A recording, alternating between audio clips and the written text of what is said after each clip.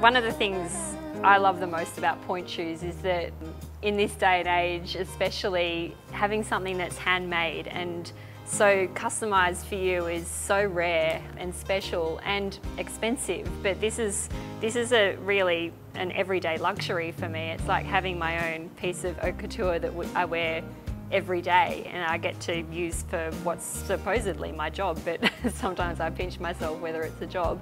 And I also love the daily ritual really of sewing pointe shoes as well, sewing the ribbons on pointe shoes, because again that's something that ballerinas have done for ages, and that is still very much a traditional thing that stays intact.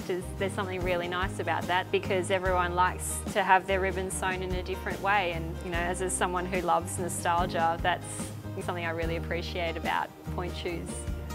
So every dancer likes to sew their ribbons in different places. And for me, I take it from where the seam is, because that doesn't change with each pair of shoes that I have, and I do a very rough sort of centimetre away from that.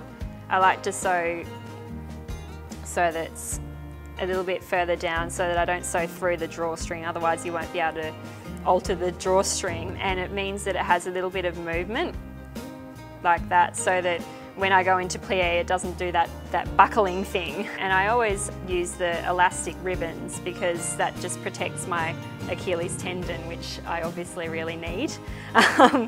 And I also sew elastics onto the heel just for extra support and to ensure that my heels don't slip off on stage. And I like to use this invisible elastic because then it becomes imperceptible from the audience point of view. It's nice to retain that magic that was just being held on by ribbons.